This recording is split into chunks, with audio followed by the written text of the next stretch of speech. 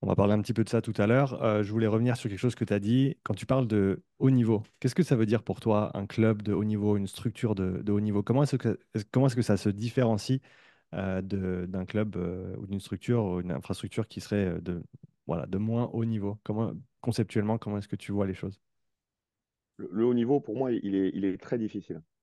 Euh, Souvent, j'essaie toujours de réfléchir et de me repérer par rapport à des sports où, où les petites différences font des gros écarts. Euh, Souvent, je trouve que les sports d'endurance ou d'athlétisme sont vraiment des sports où les moyens, des fois, mis en place ne sont pas élevés, mais, mais le niveau d'entraînement, le niveau d'engagement, il est de haut niveau. Euh, le haut niveau, pour moi, c'est le fait d'aligner plusieurs cases, structure d'entraînement, capacité à s'entraîner, avoir un staff compétent. Donc, en fait, c'est plusieurs items qu'on va arriver à cocher et qui vont faire que notre structure, elle va monter de haut niveau. Donc, pour les clubs de sport collectif, ben, ça va être euh, avoir la possibilité d'entraîner les joueurs, premier, avoir des structures qui permettent d'entraîner les joueurs, avoir un staff assez conséquent qui cumule toutes les différentes strates, les différents jobs pour pouvoir les encadrer. Donc, c'est les entraîneurs, c'est les préparateurs physiques, c'est les kinés, c'est les docteurs, préparateurs mentaux, nutritionnistes. Donc, il faut arriver à avoir un ensemble de personnes dans le staff qui soient spécialisées dans leur fonction pour permettre de pousser un peu plus haut le curseur. Et tout ça, ça rejoint mon idée que euh, aujourd'hui, le sport collectif en France, et moi je me mets dedans, on est professionnel, on a des moyens, je suis, c'est du haut niveau si on veut, mais on n'est pas, on n'est pas à la limite. On est loin de la limite. Quand je vois le cyclisme, quand je vois les sports d'endurance, je vois des contenus d'entraînement fortement individualisés, euh, très précis. Euh, et là, je pense que eux, ils sont au fur et à mesure, ils arrivent à un plateau et ils sont. Enfin, je pense qu'il y a de la enfin, eux, ils nous diront qu'ils ont de la progression à faire, mais si on observe la manière dont ils entraînent leurs athlètes, on est sur un niveau d'expertise plus élevé pour la précision des contenus d'entraînement. Hmm. Et je pense que nous, on a une marge plus élevée. Mais par contre, nous, sur le socle, on a les moyens, les structures, les personnes pour exister dans un sport professionnel de haut niveau. Si, si tu devenais responsable de la performance pour, disons, un club de Fédéral 3 à Fédéral 2, avec donc moins de moyens, moins d'infrastructures, moins de staff que ce que tu as aujourd'hui, qu'est-ce que tu mettrais en place pour tendre vers ce haut niveau, justement, malgré le manque de moyens relatifs par rapport à où tu opères aujourd'hui en top 14? Ben, déjà, il faut faire attention, je pense, avec les termes d'entraîneur, les termes de préparateur physique. Là, pour moi, je suis responsable de la performance à Bayonne parce que je m'occupe de la préparation physique. On a un volet recherche qui est un petit peu qui a commencé à se développer depuis peu de temps. Et je fais partie avec les docteurs de l'encadrement de la ratétisation. Donc, j'encadre un peu plus que ma partie. Et en plus, je suis sur l'IEV, le centre de formation, pour participer avec eux à leur méthodologie. Donc, mais si je redescends de niveau, ben, le premier risque, c'est que je me retrouve tout seul. Donc, moi, j'ai été tout seul en pro.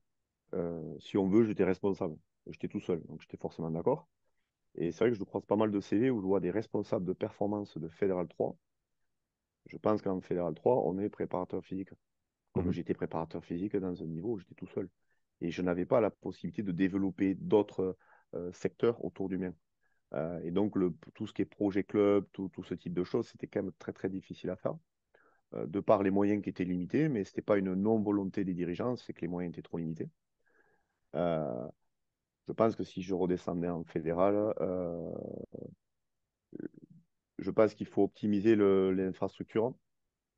Par exemple, si on ne peut pas avoir de salle de musculation, je pense que j'essaierai d'avoir un endroit avec des élastiques, avec des programmes pour les cervicales que les joueurs peuvent faire en arrivant au stade.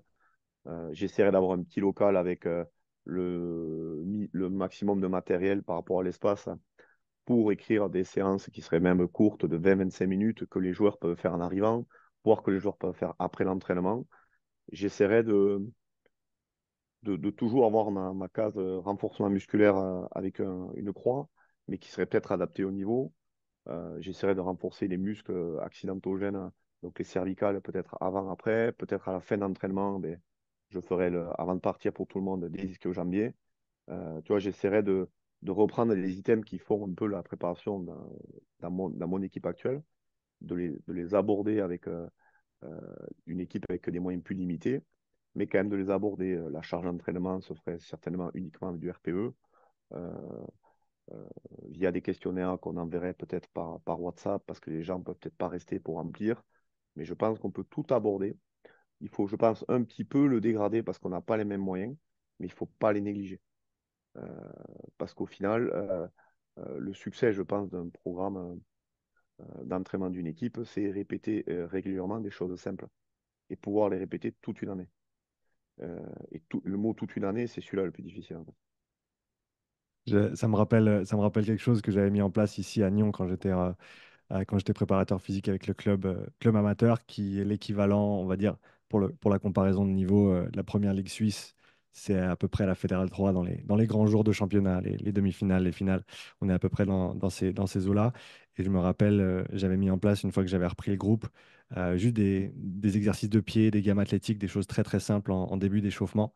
Et j'avais repris le club en termes de prépa physique pendant l'été. Et je me rappelle en janvier, le coach des avants était venu me voir. Il m'a dit: Wow, Sean, qu'est-ce que tu as fait là pendant l'hiver? Parce que les gars, ils sont super explosifs, ils sont dynamiques sur leurs pieds et tout. J'ai dit: Eh ben, ça fait 6 mois qu'on fait 2, 3 fois par semaine des gammes athlétiques et des exercices de saut, de pied. Donc, comme tu l'as dit, la régularité, ça reste le fer de lance pour la progression. Et surtout sur ces différents axes, comme tu as dit, accidentogènes. Tu as parlé des cervicales déjà plusieurs fois depuis le début de l'échange. Est-ce que pour toi, c'est quelque chose qui est assez travaillé dans le rugby en général, que ce soit à haut niveau ou à des niveaux un petit peu plus bas? Je pense que maintenant, oui, tous les clubs font des cervicales. Euh, il y a une dizaine d'années, c'était plus difficile. On le voit parce que c'était plus difficile il y a une dizaine d'années de le proposer aux joueurs. Il y a 10 ans, les cervicales, c'était souvent, je reprends l'exemple des élastiques, mais qui n'est pas approprié en pro, c'était des élastiques. On faisait 4 séries de 20 secondes élastiques, on avait fait le boulot. Pour un club amateur, je pense que c'est un bon début parce que c'est une matériel qui n'est pas cher. Pour un club professionnel, aujourd'hui, je pense qu'il faut avoir une autre approche. Je pense qu'il faut évaluer. Hmm. Et derrière, il faut proposer des contenus avec à l'intérieur des charges qu'on peut vérifier. Donc, soit de la poulie, soit des poids qu'on va suspendre pour permettre d'avoir une progression. Euh, et c'est sûr que quand on voit euh, en top 14, même en Pro D2, l'intensité des chocs qu'on peut rencontrer, je pense que c'est primordial d'avoir des cervicales solides sur les joueurs qu'on entraîne. On a parlé de structure d'entraînement aussi, un des paramètres du haut niveau, ce que vous proposez en termes de structure. Comment est-ce que tu adapterais cette structure, encore une fois, si on revient dans notre contexte de Fédéral 2, Fédéral 3, en sachant qu'on aura certainement moins de temps pour s'entraîner. On a peut-être quelques séances par semaine plutôt que d'avoir tous les jours pour faire du travail, peut-être même du bi-quotidien selon les cas. Donc, comment est-ce que tu adapterais la structure d'entraînement? Quels éléments tu garderais dans les entraînements en termes de préparation physique? Si maintenant on sort de la salle, on t'a parlé un petit peu de la musculation, du renforcement spécifique. Si on va sur le terrain, qu'est-ce que tu mettrais en place en termes de prépa physique à ce niveau-là? Alors, je parlais des structures, plutôt de l'installation, mais Hmm. je vais parler plutôt de la structuration en semaine d'entraînement. Je pense que c'est là où tu vas en venir. Le, ben, je pense que la différence, surtout quand j'étais moi au niveau fédéral, déjà, j'étais beaucoup plus proche de mes joueurs, beaucoup plus actif avec eux, courir avec eux, pas mal d'exercices étaient plus réalisés sous forme jouée. Hmm. Euh, que ce que je peux proposer maintenant, mais en sachant que j'ai la chance d'avoir un staff de préparateurs physiques très fourni, parce qu'on est 5 en tout. Hmm. Tu vois, je vais même les citer quand même, hein. Il y a Arnaud Barachar qui est sur tout ce qui est individuel, il y a Vincent Guénin qui est sur la rététisation, il y a Benjamin Arquier qui est sur la musculation, j'ai Virgile Merlin qui est sur le, les data et qui vient de démarrer une thèse. Euh, Et donc, ce rôle un peu plus réparti au sein de mes adjoints, mais quand j'étais plus solo, mais je devais cumuler un peu tous les rôles, y compris les formes jouées, qu'aujourd'hui je fais quasiment pas, moi.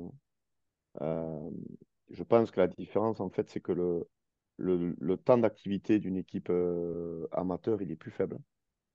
Donc, je pense que j'essaierai d'avoir le maximum d'exercices rugby à l'intérieur de mes séances. Ça m'imposerait de travailler avec les coachs, beaucoup, sur la durée des séquences, sur le repos entre les séquences, sur les objectifs rugby à l'intérieur des séquences. Euh, je te fais un exemple rapide. Si tu veux obtenir du sprint sur des exercices de sortie de camp, ben, peut-être qu'il faut tenter d'avoir un objectif de euh, la personne qui va se débarrasser du ballon doit doubler les personnes devant. Donc, si tu mets un objectif comme ça, forcément, cet objectif rugby peut t'amener l'intensité, en fait. Et, euh, et ce qui est sûr, c'est qu'à un niveau amateur, j'essaierai le plus possible d'avoir des formes intégrées, des formes jouées. Euh, En pro, on a pas mal de décomposition de la semaine avec une intégration horizontale avec des qualités physiques marquées par journée d'entraînement. Si j'avais que 2 journées d'entraînement par semaine, nous, on a en gros une journée modérée, une journée avec de la densité, des efforts par minute, plus d'efforts, et une journée avec plus d'intensité et plus spécifique au match. Donc, c'est nos 3 jours. Et je pense qu'en amateur, mes journées seraient peut-être un peu plus similaires, plus axées sur la densité. Pourquoi? Parce qu'avec 2 journées d'entraînement et un match, peut-être qu'avoir 2 journées de densité, ça serait certainement plus efficace pour conditionner les joueurs. Mm. Euh, mais encore une fois, il faudrait que je me retrouve dans le contexte. Je veux pas, j'ai pas envie de donner des leçons à des gens qui y sont tous les jours et certainement avec des idées plus appropriées parce qu'ils y sont. Mais je pense que je tendrai vers ce genre de solution, je pense. Mm. Mais c'est intéressant ce que tu as dit, le fait de travailler de manière plus rapprochée avec le staff sportif, avec les coachs, de manière à intégrer un maximum de la préparation physique.